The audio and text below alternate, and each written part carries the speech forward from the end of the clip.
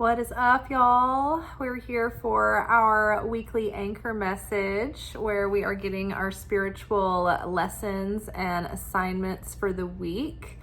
I've said this before that I noticed that whenever we have a Secret Teachings of Jesus episode, it inevitably always aligns with the weekly portion of the Zohar, which is the commentary on the weekly portion of the Torah. And it matched up again when we were studying out of the Gospel of Mary Magdalene this past week. So this week's Secret Teachings of Jesus episode totally gives foundational commentary, I guess, on the main takeaways from the spiritual lessons for the week as far as our Torah portion. So we're starting the year again, starting with Genesis this coming week. So tomorrow or today, our portion would be in starting in Genesis. And so the portions go that Torah portions correspond to every day, and they go in a cycle every year. And so now we're starting over in Genesis. And we are also, this is the beginning of our spiritual year, officially. We're out of the holidays. Sukkot has occurred. I'm not sure if Simchat Torah has happened. It's when you stay up all night reading the Torah, and that gives you, it's like the grand finale of the high holidays. I do not usually end up doing Simchat Torah because it usually falls in the middle of my work week. So I don't know if I caught it this year. So we'll see. We'll see what happens. But that's basically the grand finale. I think it was this weekend. It's the grand finale of the Torah of the year. And then we start back in Genesis. So this week we're starting in Genesis.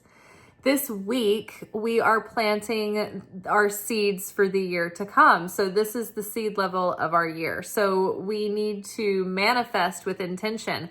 And it's funny too, because I didn't really know this until I was listening to the weekly podcast that comes out of the Kabbalah Center that addresses the weekly energy. So that was this afternoon. I was listening to that, I was catching up. And as it turns out, we covered that everything last night in the weekly energy oracle forecast as well. So last night, our message was all about being really aware of our consciousness and getting into the essence of what we wanted to manifest and getting into the core desired feelings that we wanted. And that would help us find clarity on what it is that we want to see manifested in our life. And so this week's Torah portion, this morning's lesson was talking about being able to come to a state of surrender that is not just, okay, I've been surrendering now for a week and now it's time for me to grasp hold of my expectations again. It's true surrender is like eternal surrender.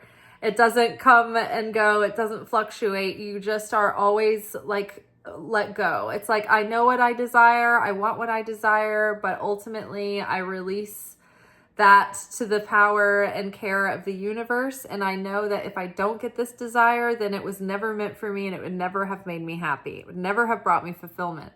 And so we get to a place where instead of trying to white knuckle specific things to become manifest in our life, it's we start to get in touch with our true values and what really lights us up. And then we give the universe a lot more room and a lot more trust.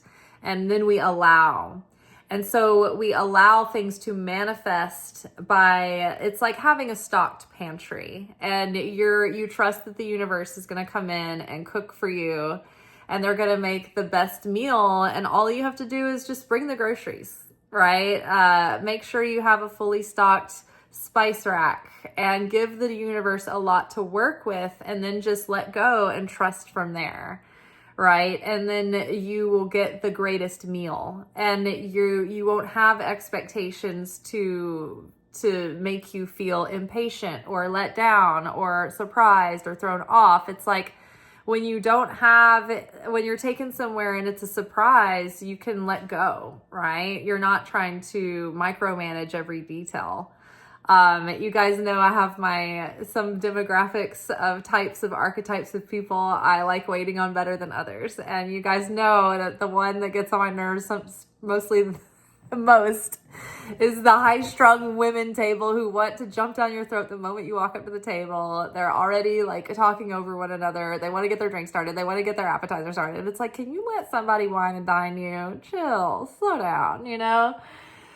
So I had those ladies tonight, and they were just like up in my grill, and they were already seemed lit. And I was tired from 3 weeks of intensity, and I was also like training somebody tonight. So I don't know. I can't remember why I went on that. But yeah, it was just one of those. Oh yeah, surrender, right? They give themselves women that are like uptight and they want to like micromanage every step of the meal. They can never relax and just enjoy the meal. And it starts from the moment that they sit down, probably before they even came in the restaurant.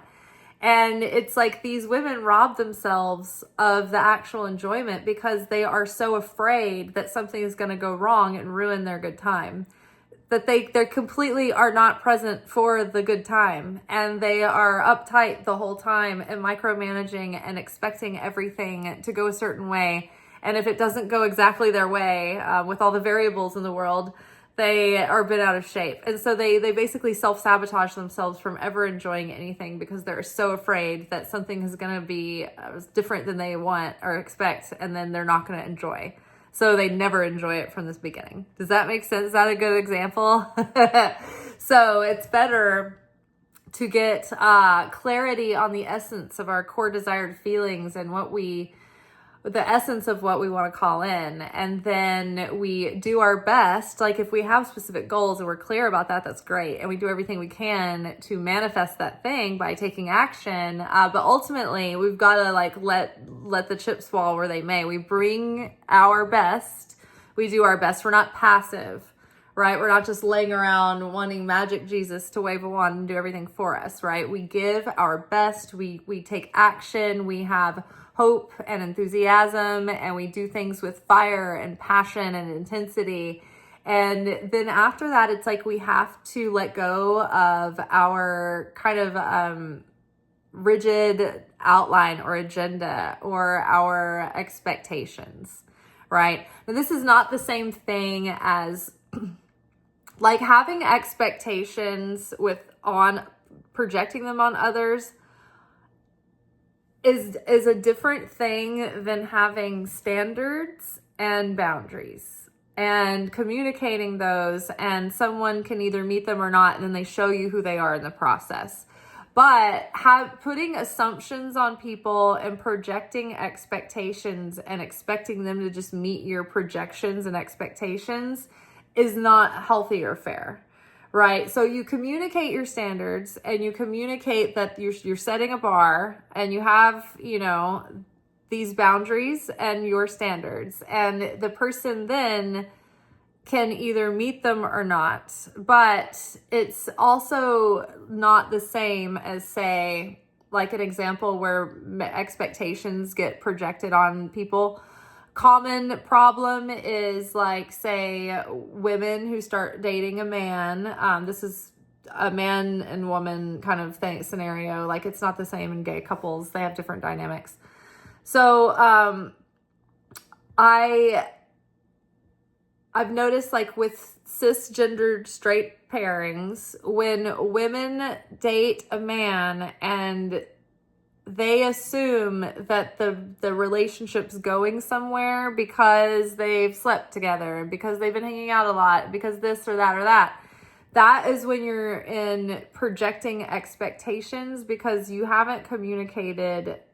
You're just expecting this to be the result. And maybe he doesn't have these intentions at all.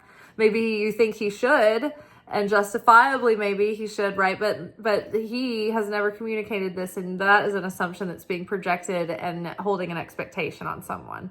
Whereas communicating standards and setting boundaries, you would be not just doing these actions or integrating someone in your life to a level until they met your boundaries and like your criteria, your standards, right? It's like you don't give first and then expect someone to pay the check, right? You make someone do their payments and then you send them the product, kind of thing, right? So there's a difference we're seeing between boundaries, expectations, or standards and boundaries, and then projecting expectations. Okay, so having said that, we are in the seed level week of our entire year. And this is the beginning, right, of our spiritual year. And so our seed level of consciousness counts right now. And so we can consciously co-create with God. And we are co-creators. But we do ourselves a disservice and we sort of sabotage ourselves with manifestation when our ego gets in the way and we think that we're the ones manifesting these things. Instead of, I am a co-creator and I am a participant and in a partnership with creating my reality with God. Now, another layer of this week's Torah portion energy is that we are supposed to be in gladness and appreciation. It was saying like,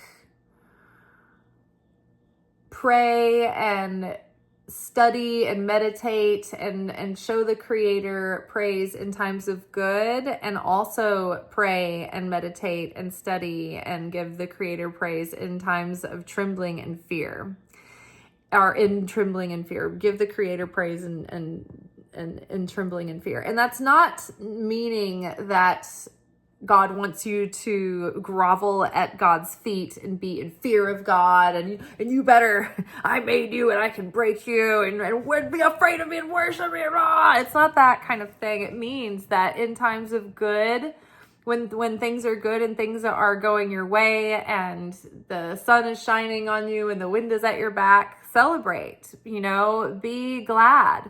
Study and enjoy and gladness in the Torah and have these revelations in gladness and goodness and appreciation, and declare God's goodness with gladness and excitement and appreciation. But also when we're in the trials of life and we are in quote unquote exile, symbolic exile, and we're in the symbolic night time or the dark night of our soul when things aren't clear and we don't have certainty and we don't have guarantees and we don't have answers. And we want to be, and it's like things are scary, right? And things are not ideal and things are not going our way. It's like in those times too, we can feed our soul and draw down the presence of God into our life by still showing up and being glad and being appreciative of what we do have. And when we do that study and we spend that time with God, we're still doing it with a lightness of being and an excitement and joyfulness, because these are the memories we're creating, right? You don't want to think about, the toil it was, and it's like when you are spending time connecting with God, that is a time that you can feel fulfillment and peace. And so it does a lot more for you if you enjoy that process and you bring gladness to it. Gives you deeper peace and deeper fulfillment than if you are making yourself do it, forcing yourself do it, like not enjoying it, having a sour attitude about the whole thing. It's like you're not really connecting to the nourishment that is there. You're just going through the motions, and it's sort of like, I know a lot of times too, there are days where we're just in such a low place that everything we can do is to just drag ourselves to the task, but we want those to be the few and far between days, because we want to be able to have the spiritual muscles to lift our spirits too, because that's really what keeps us in that protection of the presence of God, the Shekhinah, is when we are in joy and gladness and thanksgiving. When we are sour grapes, that is dissonant and it does not vibrationally resonate with the presence of God. And so that spirit cannot draw near us in those moments. So true story, today I was in the shower and it was like God was telling me to find the peace, to find my inner peace, to not to connect with that peace.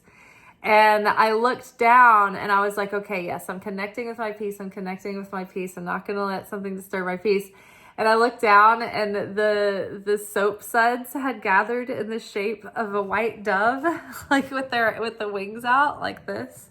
And I was like, oh yes. And the spirit hovered over the waters. Oh, there's brownies in the oven and I have to take them out before they burn.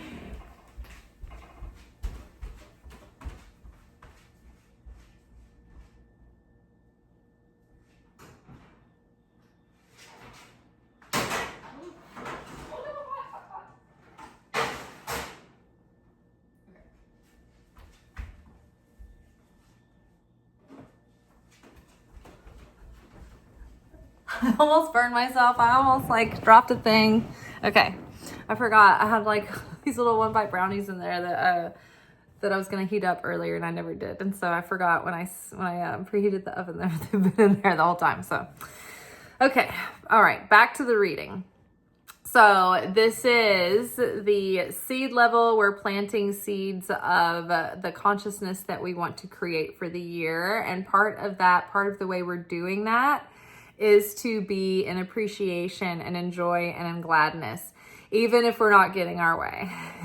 Tonight was a great example because I went into the restaurant and I was like, man, I'm so empty of energy right now. And I know that there are new people starting and then they're coming through the training process and I'm a good trainer. And so it's hard to avoid someone getting me at least for one day.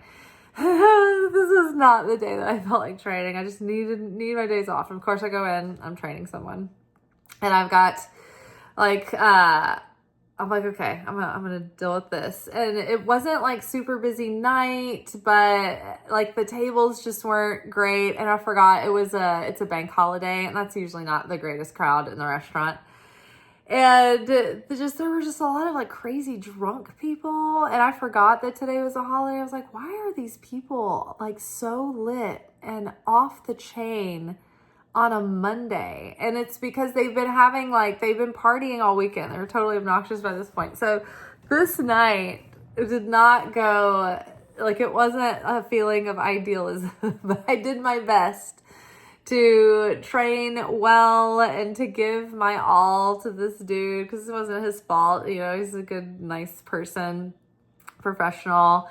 And the tables got, the best that I could muster up. And the only people that I wasn't doing cartwheels over were the really obnoxious drunk ladies at the end. So that were down my throat the moment I walk over. No greeting. But yeah, anyway, it's over now. So being able to see those moments and not just grit and bear your way through it, but really being able to embrace it, knowing that this is revealing so much more strength within your spirit. You're becoming the Hulk of the spiritual world. You're turbocharged. You're on roids. When the opponent is irritating you, that means that you're revealing great light. If you can really practice restriction and not crash out and not have a short circuit, right? So I give myself a solid B- for today. Could be worse. All right, so our cards for the week are coming from Wild Unknown Archetypes. We've got the Starborn, followed by the Siren, followed by the Offering. Underneath Starborn, we have the Hierophant. Underneath the Siren, we have Queen of Swords. And underneath the Offering, we have the High Priestess. Look, matching crescent moons. Love that. We're in our last quarter moon today of the waning moon. And so we're approaching our next new moon. I can't remember what it will be in. All right, so the starborn, it's probably obvious what the new moon is going to be, but I'm that tired that I can't think. You know, it's fall, it's a fall-y new moon, it's moody, you know, it's one of the moody ones. So starborn is our first card. This card talks about destiny and our tikkun as a soul, or karma. So tikkun, or tikkun olam, is the collective correction that we do as a human collective through 6,000 years, theoretically, of humanity.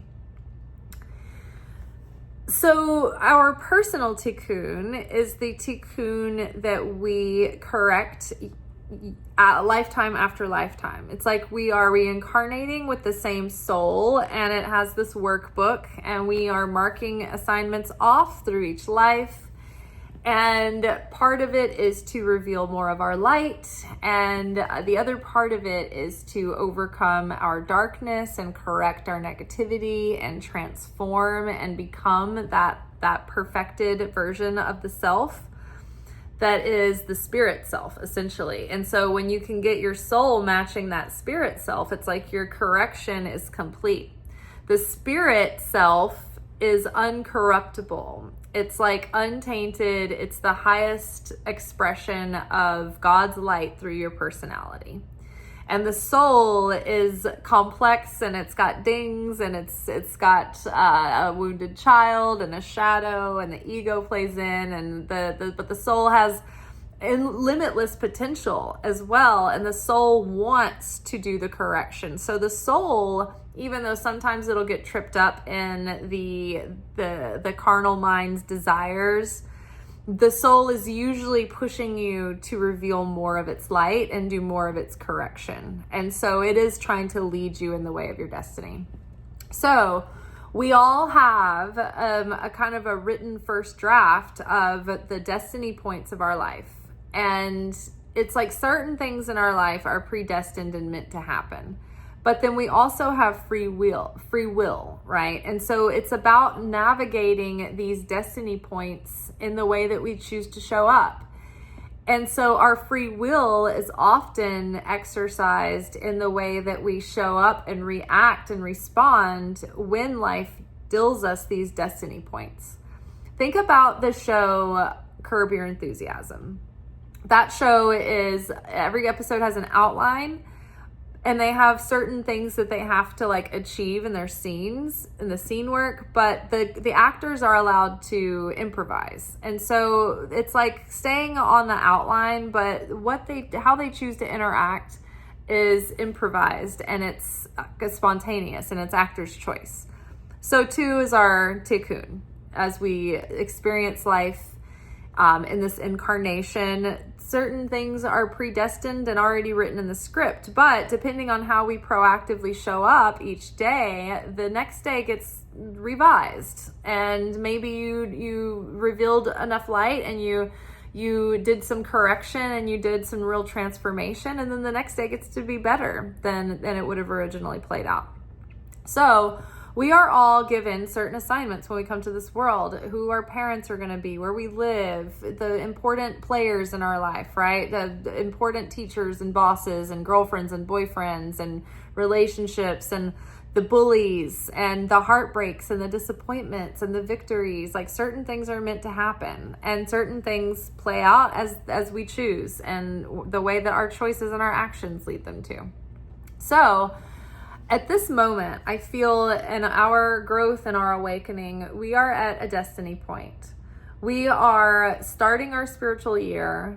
We are in the first year of this new timeline, this topsy-turvy timeline where Pluto has gone into Aquarius, and I think it's going direct in Aquarius. And it has changed things dramatically very quickly, right? And so I think that we used to talk about this in terms of like it's like the life was a movie or a show that we've been watching. It's like the first videotape, it's like we're in a box set of videotapes, like old VHS. And tape 1 has been completed, and we are taking tape 1 out, and tape 2 has been in. It's almost like now we're taking out another tape and we're ready to put another tape in. So like we're starting this story at this point, and we are awakening to our purpose, and our soul is becoming louder and more clear. And we've done a lot of healing, and we've done a lot of the correction that has led us to this point. And so with the world at the state it's in, there's so much great need, and people are having to really step up into their destiny, right? It's like the call is now, the time is now, dress rehearsal's over, we need you. So you might be finding right now that you're having these major revelations that are like showing you why everything happened in your life the way it did. Exactly why your parents were the way they were. Exactly why you never were accepted in these groups. Why you were sheltered from that thing. How it felt unfair at the time, but now it's like your greatest gift, right? You know, I can look back on my life right now, and I can see every single thing that played out, how it created me to be the independent thinker that I am. It's impossible to brainwash me or manipulate me or trick me or pull the wool over my eyes at this point. I swear, like no one, like it is impossible. And I have been a person who's been a magnet my entire life for narcissists. And they have done everything under the sun to manipulate and try to control me, try to like, what is that syndrome when people fall in love with their abusers, or their Stockholm syndrome, right?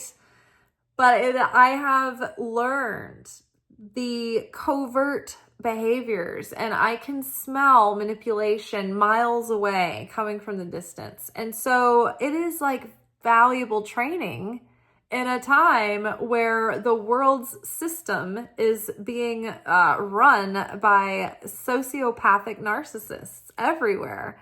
The system itself is narcissistic and gaslighting. And you're like, what? And it's set up to make you question yourself and want someone to tell you what to do. Oh my gosh, give me another AI app that tells me how to calculate my sleep and my calories and my fertility, and I need Monday and to do my I'm glitching. We're like practically robots being told what to do by the robots. It's like people are letting go of their ability to just make their choices for themselves without asking the robot if it's okay. You know what I'm saying? So it's like, yes, we start to see when we zoom out, oh my gosh, everything that happened to me in my life has made me a person that can navigate the times that we're in and literally see the clarity and the truth underneath everything that is being thrown at us right now.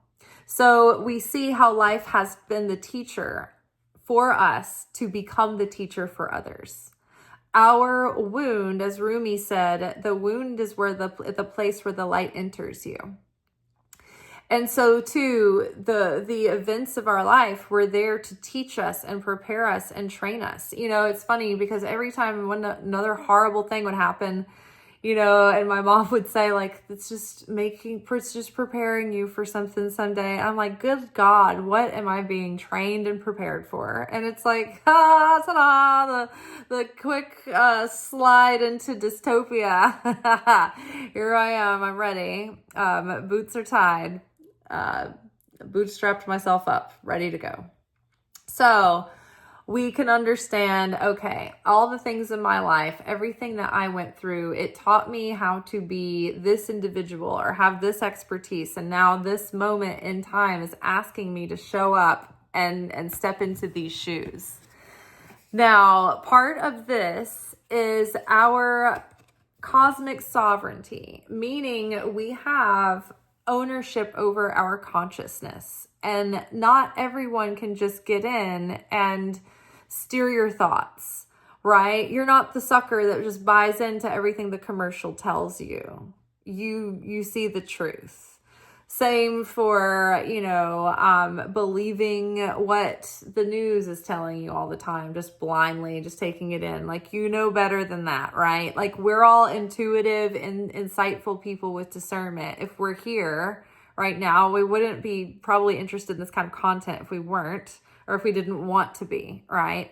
So part of our gift during this moment in time is that even every entity everywhere, every company, every corporation, every leadership, government group everywhere wants to control our mind and control our dollars and control our attention and control our everything, right? And these are the sirens that are pulling at our attention, that are pulling at our heartstrings, that are pulling at our emotions. And they want us to be overwhelmed and defeated and despair and just give up and be in craving and want to consume and want to be compliant and be so panicked that we want somebody to tell us what to do. I don't want to make any decisions. I have a fatigue. I'm fatigued. I have judgment fatigue. I have energy fatigue. I have decision fatigue. You tell me what to do, right? That's what they want. But we have been preparing for this. Don't make every fucking shitty thing you ever went through a waste. Like, this is what it's been preparing you for. That which did not kill us made us stronger for this moment. Because like Odysseus, what happened to Odysseus? Odysseus he wanted to hear the sirens, right? The mythical sirens that would lure the sailors to their death. They would sell their boats right into the jagged rocks and shipwreck. Right? And these were like these beautiful half bird, half women that would sing these songs that were just so intoxicating that they would put someone under their spell. Sometimes sirens are depicted as mermaids, but in the Odyssey, they were part bird. And so Odysseus wanted to hear the song of the sirens to just experience what it must be like to have such an intoxicating thing. Like, what's the big deal? Why would this lure people to their death? It's like this deadly deception. So he said, tie me to the mast and everyone, all the rest of the sailors, plug your ears. But tie me to the mast and don't listen to me no matter what I tell you to do. Just continue on sailing past, but I want to hear this. So they tied him to the mast and it drove him crazy. He was like begging, go to the sirens, and they all had their ears plugged, and that's how they survived. I can't remember exactly how that part of the story went, but either way, he said, plug your ears and tie me to the mast. I want to hear them, but I don't want to be led to my death through their deception. We are consciously tied to the mast.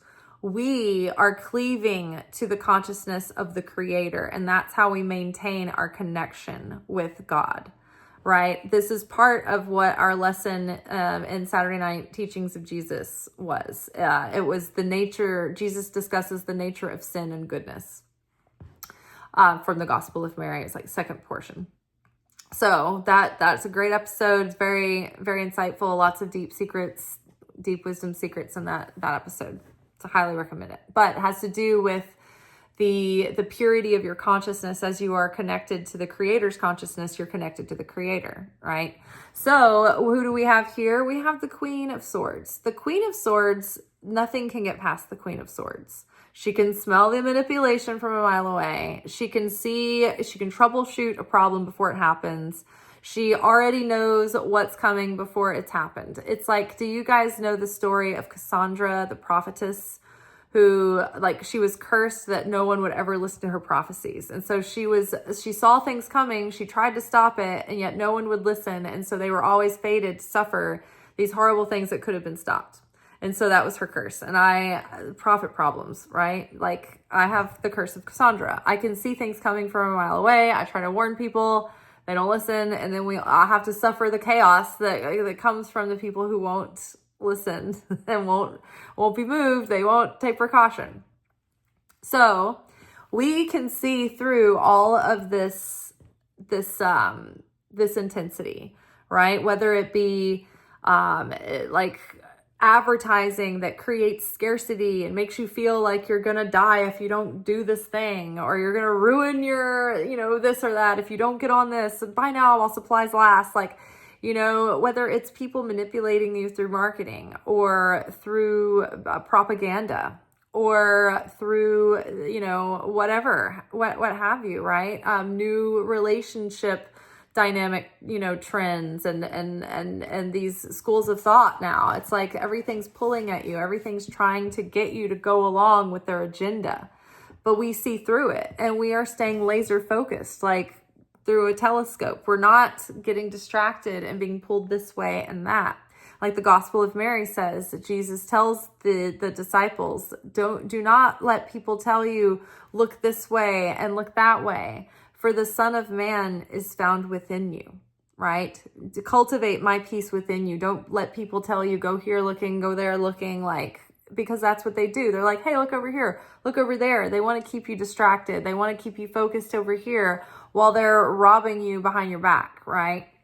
So, or they're scheming or whatever, pulling strings, pulling fast ones, what they're pulling.